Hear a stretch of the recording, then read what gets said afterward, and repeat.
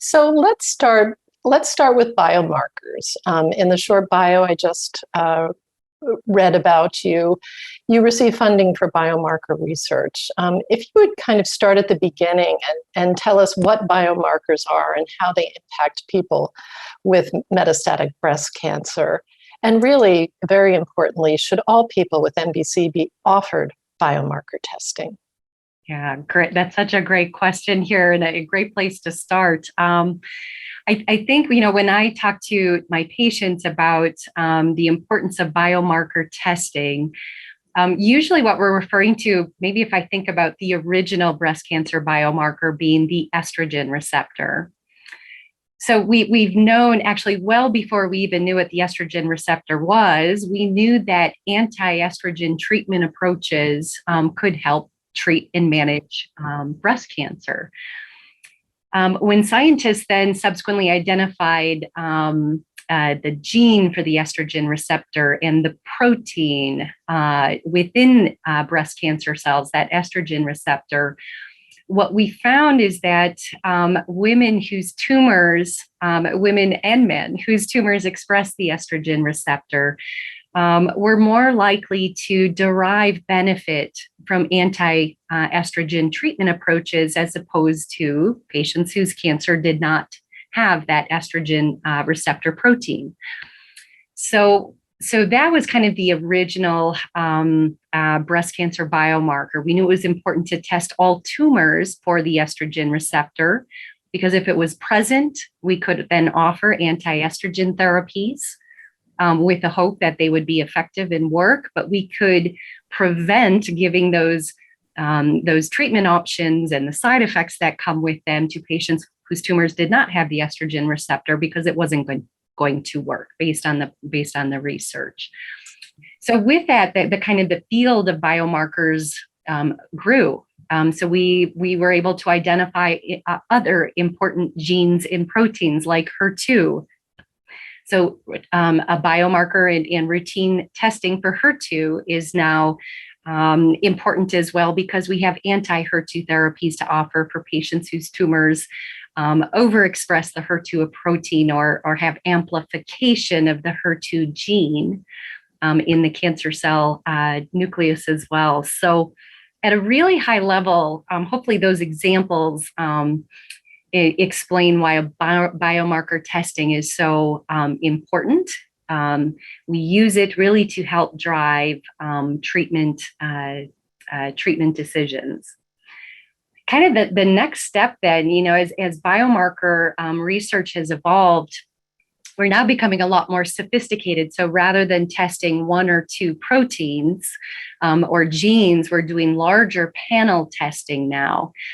And we're looking at the cancer genome, all the genes within a tumor, and looking to see, usually it's not all, but more like a panel of genes that have been well defined in oncology. And we're looking to see, are those genes present?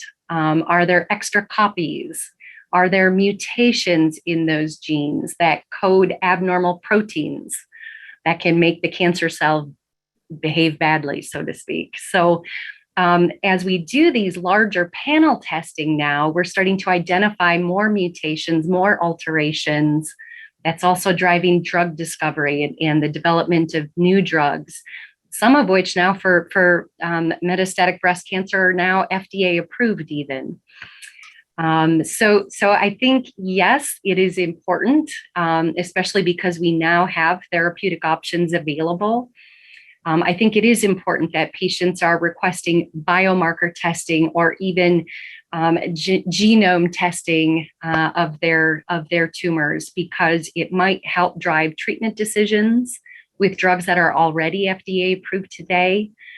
It might also uncover a possible drug therapy combination with an emerging mutation where that drug is available through a clinical trial, for example. That's how we're going to continue to develop new, hopefully better targeted therapies.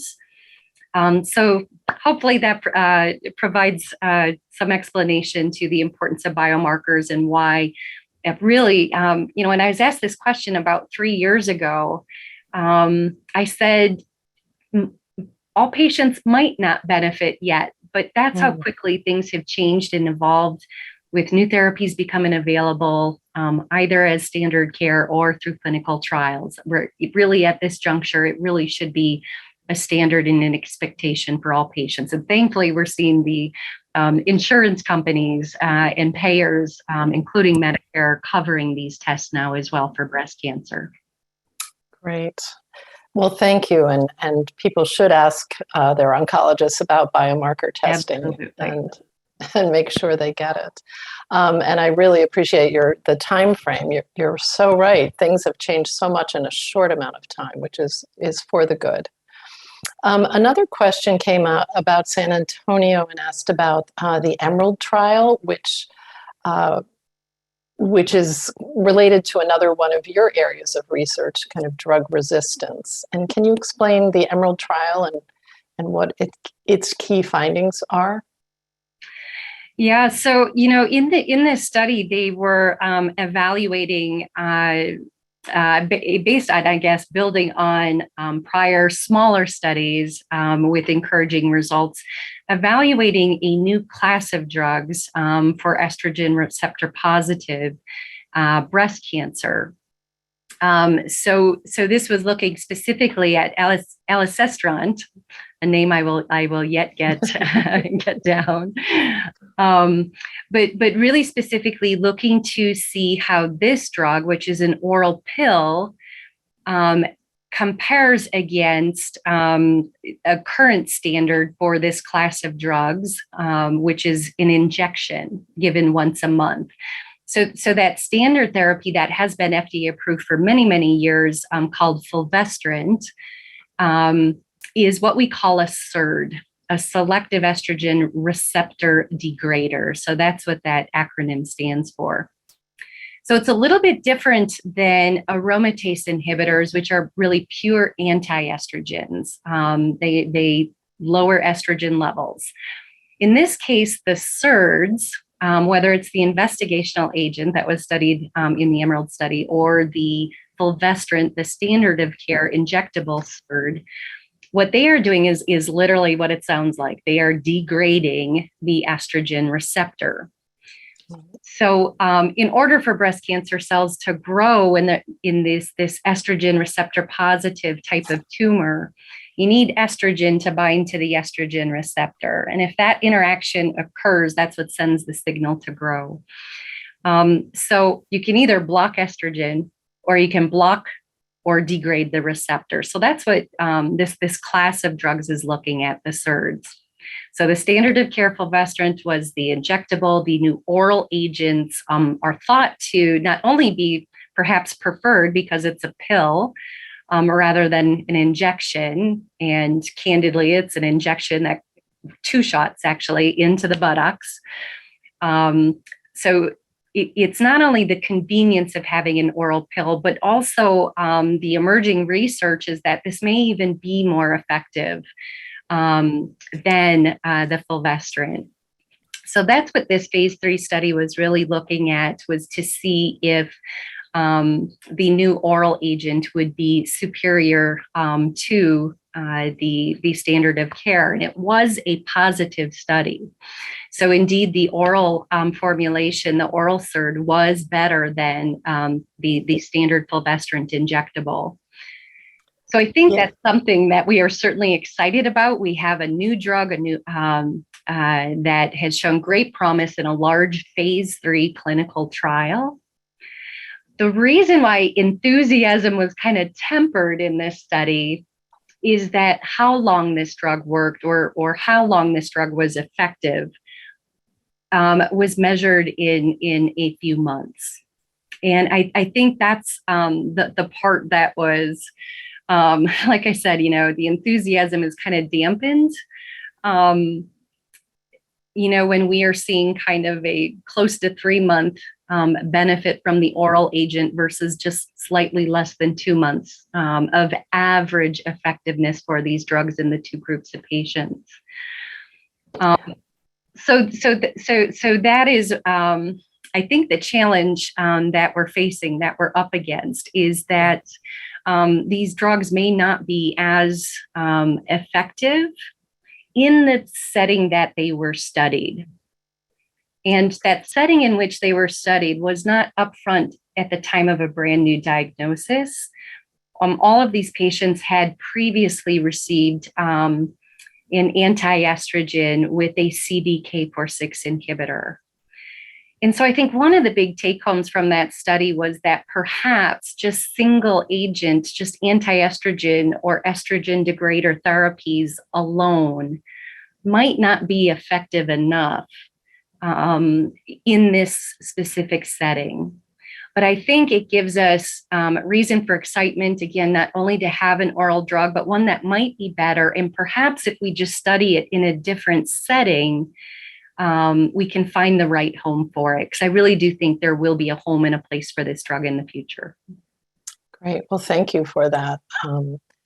And is SERDs, and so are SERDs then another area of promise and hope? That's what you're saying to us? Yeah, I think the part that's really exciting about this class of drugs really as a whole, and even more so with the oral SERDs again, is in the setting of the development of what we call ESR1 mutations. So ESR1 is actually the name of the gene that makes the estrogen receptor protein. And we know that in the setting of prolonged anti-estrogen therapy, so if we think about the aromatase inhibitors or suppressing the ovaries from making estrogen, in the setting of long-term estrogen deprivation, one of the ways by which breast cancer cells can escape is by acquiring a mutation in that gene. And so when you have a mutant estrogen receptor gene, you're going to make a mutant protein, a mutant estrogen receptor. And what that mutant estrogen receptor does is it constantly fires. So in that case, if I remove estrogen, that receptor is going to keep firing. It doesn't care whether estrogen is present or not. It's going to keep firing. So the way to overcome that is to degrade it. And that's where these oral SERDs seem to show more promise, is compared to the fulvestrant, is in overcoming that ESR1 mutation. So the thought is, if we move this drug more upstream, we can maybe help prevent the development of those ESR1 mutations, possibly using these drugs instead of anti-estrogens more upfront. So that's where I think potentially the research could be moving. Thank you. There are a number of questions about ogliometastasis and some research that was presented. Please define what that is and tell us about that research. Yeah, this is such a great question. So oligometastatic breast cancer, there really isn't a uniform, we all agree on it, accepted definition, if I'm really candid. But generally speaking, we think of it as the presence of a very limited number of metastases, kind of in the range of 1 to 5. Generally speaking, confined to one organ, but sometimes people will accept if there is perhaps one spot in the liver, one spot in the bone, two different organs, but two total areas of tumor metastasis would be potentially classified as oligometastatic disease. So that's the kind of the what it is. The how to manage it. This webinar is not long enough to discuss all the possibilities or all the controversies. I think the reason, one of the big things that did occur at San Antonio was kind of the pros and not quite the pros and cons, but the controversies, addressing the controversies about how to best manage disease in this setting. Some of the big controversies that arise, especially with women who have perhaps a newly diagnosed breast cancer with tumor in the breast, possibly local lymph nodes, and 1 or 2 distant metastases elsewhere in the body. The question is whether, how aggressively to treat. Typically with stage 4 disease, we think about our goals of care as being more treating this as a chronic condition, using medical therapies to control the disease for as long as possible while offering the best possible quality of life. But the question is, if there are 1 or 2 metastases that could also be potentially removed by surgery, ablated by radiation therapy, and if we were to move the primary tumor in the lymph nodes, is there the possibility for a cure? Or we hesitate to use the word cure, but can we really improve long-term survival in potentially a gap without needing to be on systemic therapy for a very long, indefinitely, if we were to take a different treatment approach? The research that's out there right now suggests that removing the primary tumor in the setting of metastasis does not improve survival. That was a very large randomized study that was previously performed. And so that's why for many surgeons or radiation oncologists who manage breast and lymph node disease, there's a lot of reluctance in this setting to remove the primary tumor in the setting of oligometastatic disease based on that prior study. However, a tiny minority of patients in that study had oligometastatic disease. For more of the participants, it was more widespread disease. So I'm not sure that study really answers the question about the value of removing the primary tumor and lymph nodes in that setting. I will say at Mayo Clinic, we have had 3 to 4 large, our entire breast cancer, our surgeons, radiation oncologists, pathologists, medical oncologists, around the table to try and outline a standard approach in how to manage oligometastatic disease. And at the end of 4 meetings, we had some very general guidelines, but what it really comes down to is that we do evaluate on a case-by-case basis because there are so many nuances and what ifs, different tumor types, et cetera. So I don't know that we have a long ways to go in terms of understanding the best treatment approach. But I do think that there is a unique biology in that it is very reasonable to potentially treat more aggressively, if you will, in this setting, based on the existing research we do have today. Great. Well, thank you. I mean, that's an update, update on the research. So thank you. I just want to clarify with the biomarker testing. There have been a few questions just to clarify. Could you name some of the tests that people may hear? Next generation sequencing. What would be a little bit more familiar to biomarker testing? You bet. So some of we think often you'll hear the phrase, platforms used, that these different platforms, which are really just different methods and potentially different gene panels used by the different companies that offer these tests. Different institutions, different even individual oncologists might have preferences for one over the other. Generally speaking, for advanced breast cancer, I don't know that one is necessarily better than the other. But some of the names are Foundation One, Tempest. Those are probably 2 of the more commonly used. Just a few examples. There are also individual institutions, sometimes larger academic medical centers might have their own in-house testing that they've developed as well. In addition to testing on the actual tumor specimens, there are also some emerging, not emerging, even available today, tests on blood looking for these different mutations in the blood when there are either tumor cells or even cell-free, just tumor DNA available in the blood. So for patients who have tough to access metastasis for a biopsy to get a tumor sample for testing, or bone metastasis are notoriously difficult for next-gen sequencing. It's tough to get adequate tumor tissue on bone biopsies, but also the processing of bone versus that's needed to decalcify the bone, for example, to get access to the tumor cells in the DNA is also a challenge. So sometimes these blood-based tests is another thing to ask of your doctor. Great. Well, thank you. That's really helpful. And there have been a number of questions about testing in here. We could do an entire program on testing. Agreed.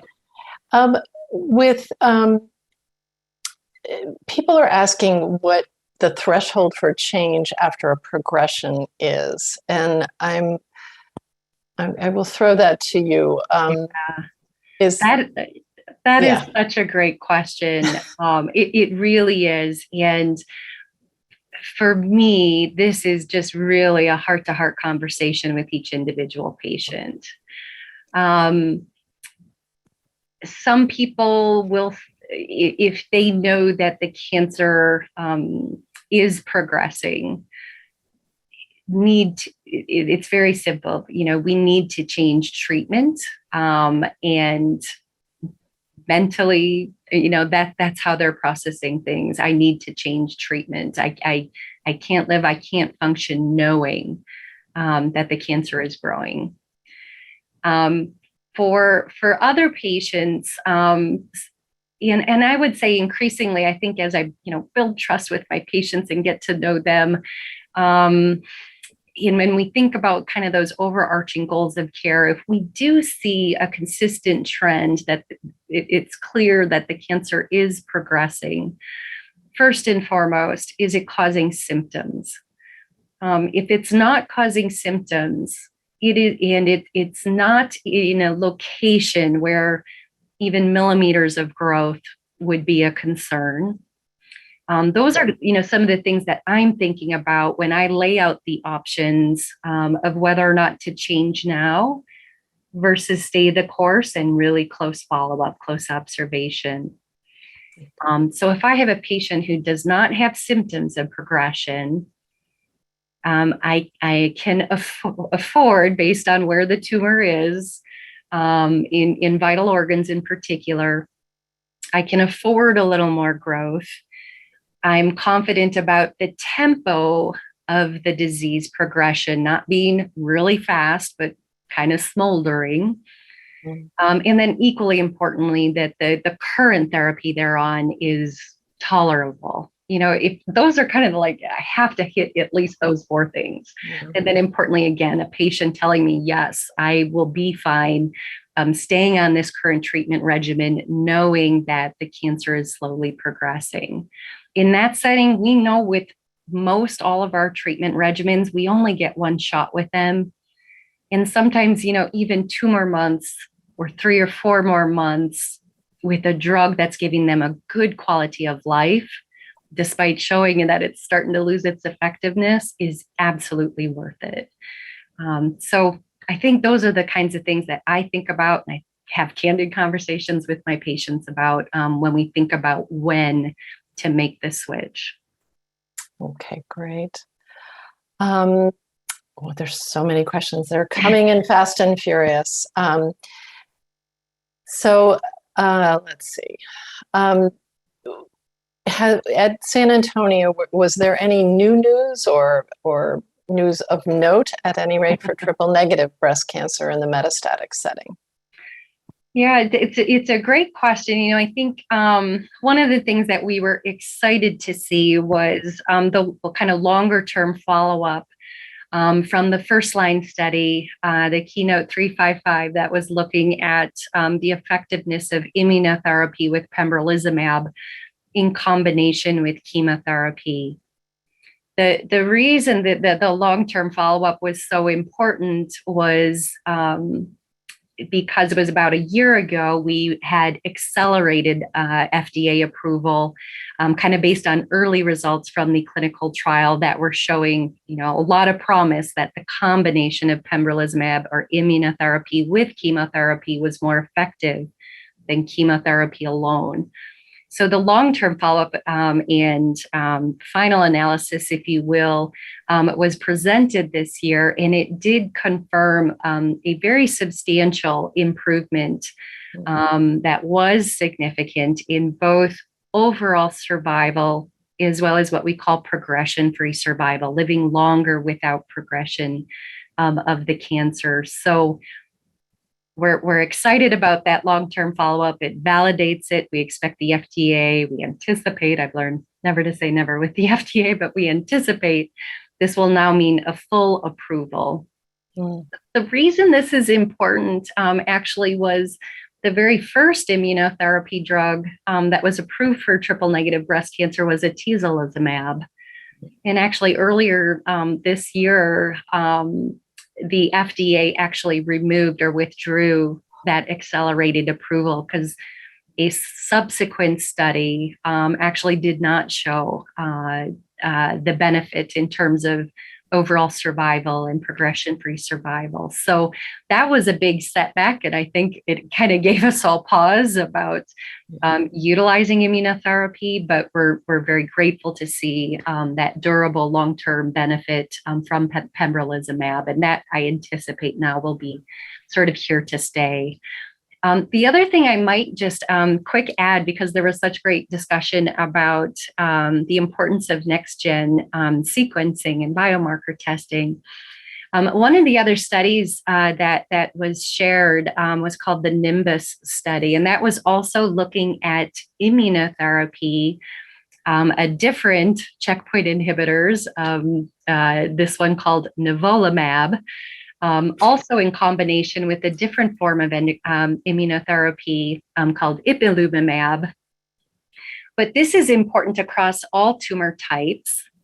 This particular study was looking at, regardless of estrogen receptor status, HER2 receptor status, what it was looking at on the next-gen sequencing report is what is the tumor mutation burden? And for patients whose tumors have a high tumor mutation burden, we have actually pembrolizumab has received FDA approval for all cancers, all solid tumors, even beyond breast cancer, if that tumor has a high mutation burden.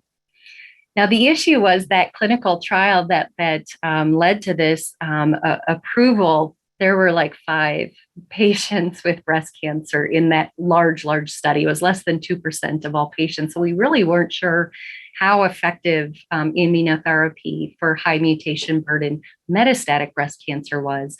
What we saw in this particular study, and it was only a phase 2 trial looking at the combination therapy, is again, we do see that it was roughly 16% of patients had a response, meaning their tumors shrunk in response to the immunotherapy. And again, these were all high tumor mutation burden.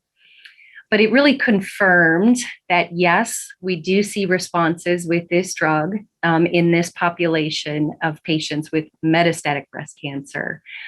What's really interesting is that when patients have a response, they get a lot of mileage. The median progression-free survival, again, in this case, was estimated around 12 months. That's the median. There were, some patients who were already in their second year. So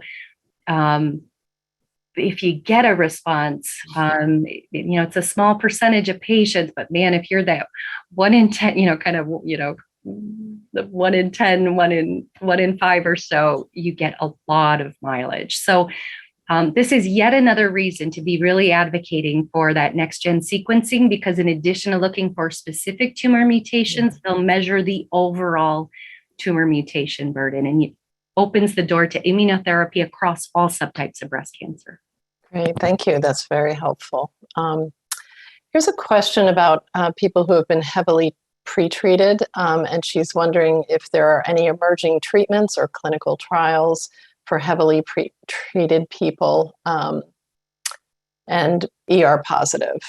And there's a number of questions about this HER2 low, which is starting to be discussed at San Antonio and elsewhere. Yeah, so those are a couple of great questions. Well, I always encourage patients to be talking to their oncologists or asking for referrals if needed, or even self-advocating and self-referring for clinical trial opportunities in the setting of kind of this heavy pretreatment. Often in that setting, most people have sort of, I wouldn't say exhausted, but many of our kind of top line, front line anti-estrogen treatments or anti-HER2 treatments, or even kind of our top 3 or 4 chemotherapy drugs as well. In that setting of it having resistance to those standard of care agents, that's when we really need to show the tumor something novel, something new, something different than what it's seen before, these kind of traditional therapies. And really getting access to those new and emerging treatment approaches, whether it's a new targeted agent, whether it's more of a novel immunotherapy approach. Most of those are going to be offered through phase 1, sometimes phase 2, but more early phase clinical trials, which are often homed at larger academic medical centers. So that's what I encourage. Again, it comes in, and that's where also having that genomic sequencing or next-gen sequencing testing of the tumor, where a specific mutation, there might be a drug available through a clinical trial that targets that specific mutation. So that's usually what I advocate for in that setting. And HER2 low. So HER2 low is really interesting to see where the research is moving here. Being HER2 positive is not a sort of a single score that tells us positive or negative. Really, what we're looking for with HER2 positive disease is overexpression, so lots of copies of the HER2 protein on the outside of the cancer cell, or lots of copies of the HER2 gene in the nucleus of the cancer cell. And there are different, very specific ways in which we grade how much is present and how much crosses that threshold that we call it HER2 positive. So for those tumors where HER2 is present, so it's positive, but not at that cut point for overexpression, which we call HER2 positive, it gets the name kind of HER2 low. And they're starting to look at different treatment approaches with different HER2-directed therapies to see if any might be effective in this setting for HER2 low. So the reason HER2 positive, that cut point, was selected was going back to the very original drugs, the very original clinical trials with trastuzumab or Herceptin. And again, that was kind of the cut point where we saw the most effectiveness, but it didn't mean per se that there weren't some patients with HER2 low who didn't benefit. So that's where we're really trying to move the needle now to see and we now have 8 drugs FDA approved for HER2 directed therapy for metastatic disease. So maybe if we take a different drug and we can better identify the patients with HER2 low who may benefit from these strategies. That's where a lot of the clinical trials are starting to emerge now, as well as looking at HER2-based immunotherapies or vaccines as another example. Great. There are a number of questions about CDK4/6 inhibitors, and there are 3 currently on the market, and people are wondering, if you progress on one, can you go to another? And this has been a question that continues to come up, but it's an important one. It is an important one. What I can say is that where we are with the clinical trials and research today is we don't have a specific clinical trial or a research study that says, yes, if you start with X and you switch to Y, it will work. Or, there's a 20% response rate that it would work. We don't have those clinical trial data yet. What I can say is that they don't appear to all be equal. When you look at the individual drugs, the different dosing, the different side effects, and you look at the different trials in which they were evaluated, we don't yet today have a head-to-head comparison of these drugs in a clinical trial. But we commonly see palbociclib and ribociclib. They are a bit more similar. They could almost, they're very comparable in terms of effectiveness, in terms of side effect profile, and again, taking it for 3 weeks on and 1 week off. Okay. Abemaciclib is different. It has a very different side effect profile. It's dosed continuously every day. And when you look across the clinical trials, the response rate for that drug tends to be higher. And again, response meaning shrinking metastatic tumors seems to be higher than the other two drugs, but it comes with more side effects. So it definitely has more gastrointestinal, especially diarrhea, and it can be terrible diarrhea. And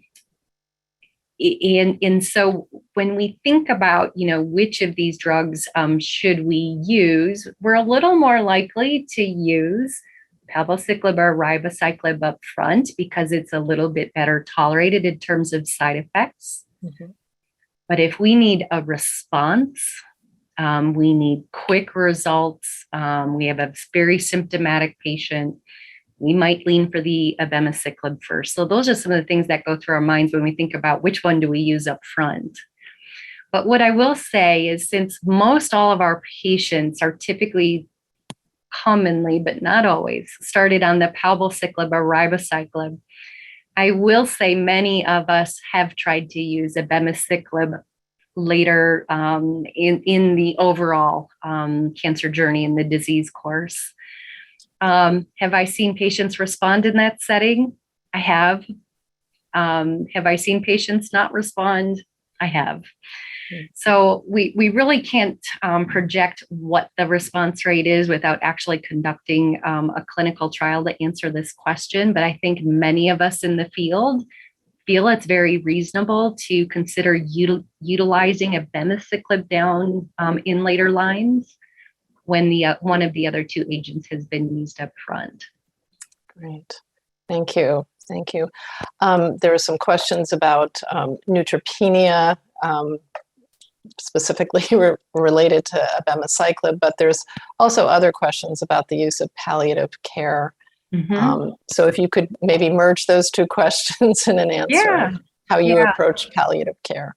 Yeah. So, palliative care, it's a phrase that can be polarizing. And I think many of us will define it a little in different ways. I think about palliative care. My definition of palliative care is really supportive care. And it could be supportive in terms of the measures that we take to help control symptoms of the cancer, to control side effects of therapy. And often what we use to help manage those, many of them are medications, but we're also learning a lot more about non-pharmacologic ways to help manage some of these side effects or symptoms of the cancer as well. But supportive care goes beyond symptom management. I mean, it's whole body, whole self, it's mind, it's spiritual, it's everything. And that's why having a dedicated palliative care team, not even an individual provider, but a palliative care team is so complementary to what the more treatment focused cancer oncology care teams can offer. I am a huge advocate for early integration of palliative care into the metastatic breast cancer journey. We might not need all that sort of symptom control and symptom management collaboration with those specialists up front, but it's all those other services that come with it that I think are so important, so that we are addressing more than the physical and really thinking about the person more holistically. And that's where this team, again, has such unique skill set and is so complementary. In their earlier intervention, this hasn't been studied in breast cancer specifically, but there's a beautiful study in patients with advanced lung cancer that very clearly demonstrated upfront enrollment in palliative care concurrent with a diagnosis and treatment, as opposed to kind of standard care when patients are referred often much later in the disease course. Upfront enrollment actually improves survival. That's how powerful it can be. So I think it's good to be talking to your oncologist about it, talking with your family members about it. Don't equate palliative care with hospice. That is just one facet of palliative care overall. And I think earlier engagement, the better, certainly if people have access to such resources. Great, thank you. Yes, the earlier the better. That is true. There's a question here. I'm just going to answer it for everyone. Is there a review of San Antonio for patients to read? There are many reviews. LBBC did cover it in our news and views section. You can find it there on some of the major findings that were announced. And we also had a program, our CEO, Jean Sachs, interviewed Dr. Virginia Kaklamani, and that is also on lbbc.org. So there's more San Antonio news there. People are asking about testing. We're going back to testing again. And it's both genetic and genomic testing with progressions. What is the cadence? What is your recommendation to your patients when people progress, and should they get additional testing? Because people are reflecting that sometimes subtypes are changing, and they're finding that surprising. you learn it's a hard thing to learn all about metastatic breast cancer and subtypes, etc., and then sometimes they change. So absolutely. What do you tell your patients? So a couple comments. One is I'd be remiss if I didn't address, we talk a lot about tumor genetic testing, but there's also the bloodline, what we call germline testing, that I strongly advocate for every patient with metastatic breast cancer. It's blood test, but this is actually looking at your genetics, the genes that we inherit, the genes we pass on.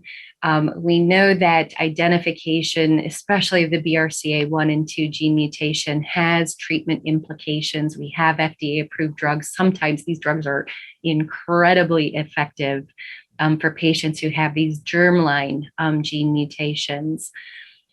So I just have to put a plug in there, because sometimes still out in smaller practices, we don't see the patients being referred, especially if they might be older or they might not have a family history of breast cancer.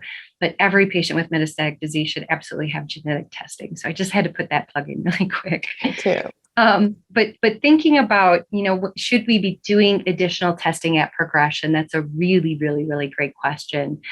Where I say it's sort of mandatory is a strong word, but it would be strongly encouraged, is if we see discordant results on a progression scan. And I will tell you, this is not uncommon. So what that means is the cancer perhaps is stable in one site in the bones and maybe even still responding, but now there's a new spot in the liver, or if there already were metastasis in the liver, they're progressing, very clearly progressing there. So why is one spot behaving and one spot is not to the same therapeutic regimen. That usually is telling us there's something different about those tumor cells. So in that setting, I very frequently, if it has the potential to change treatment strategies, I will recommend a biopsy at a minimum to retest the estrogen receptor and the HER2 receptor.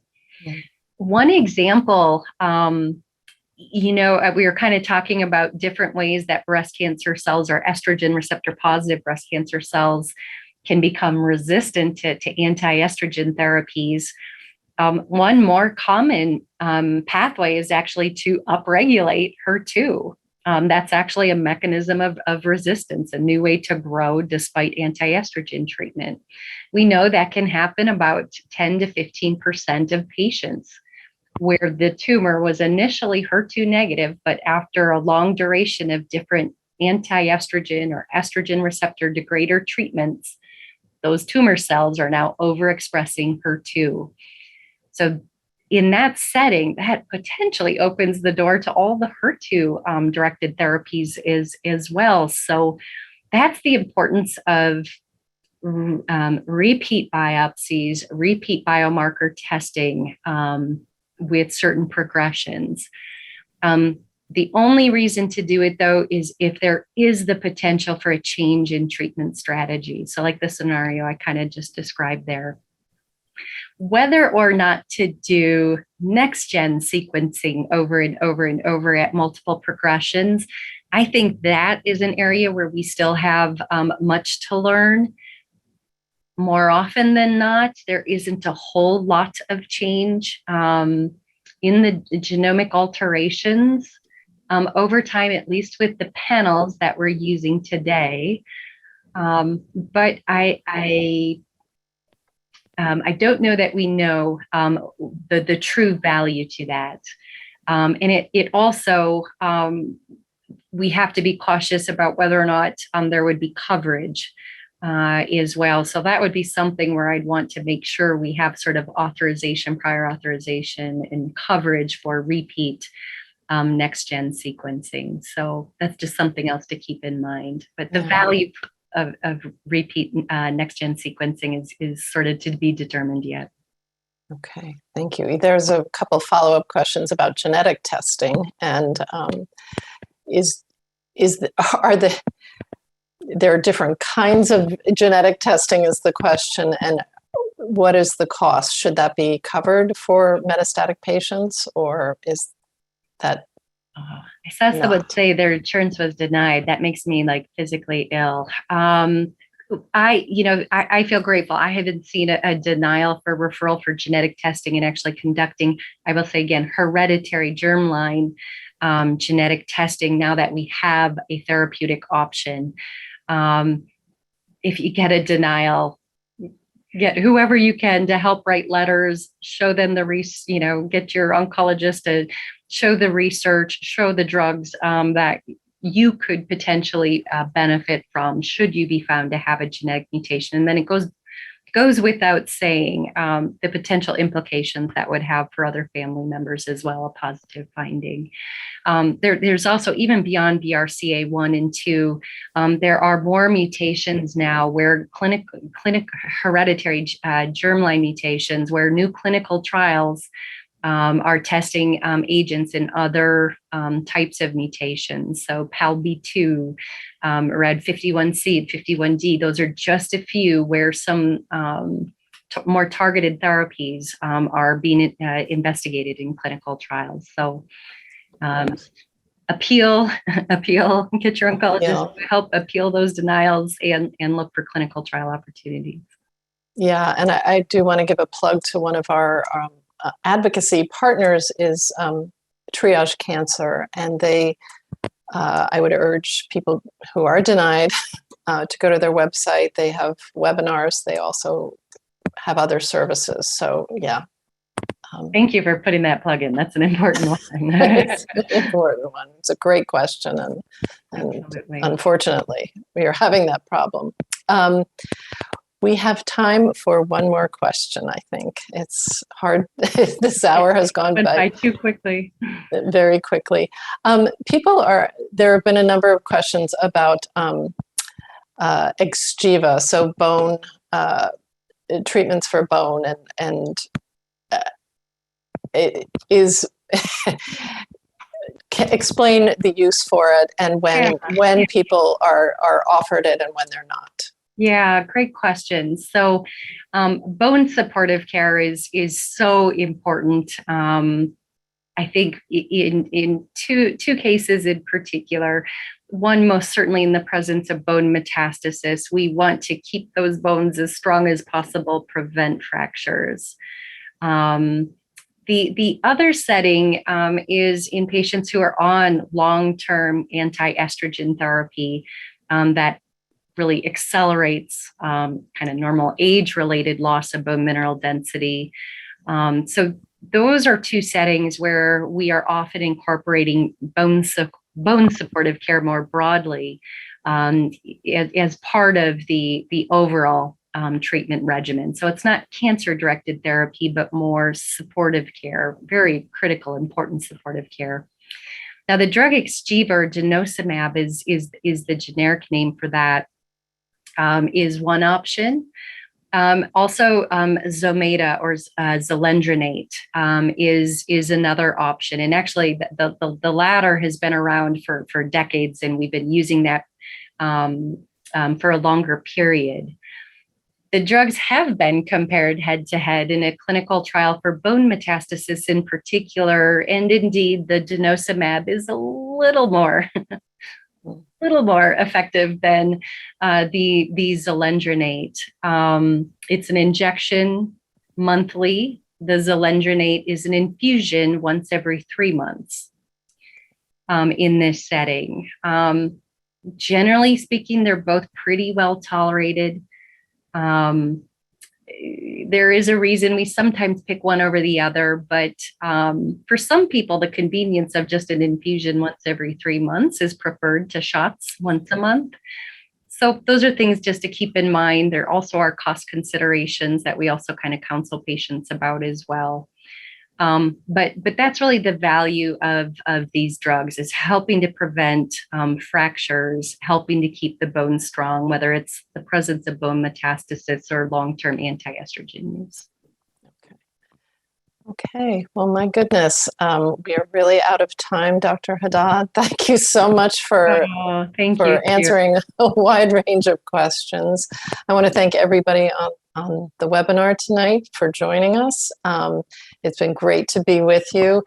I do want to just do a shout out again to our sponsors, AstraZeneca, Genentech, Lilly Oncology, Macrogenics, and Seagen. And please remember to fill out those evaluations. We really value your opinion. We will post a video of this program in a couple days, as I mentioned, and keep following us on our social media channels.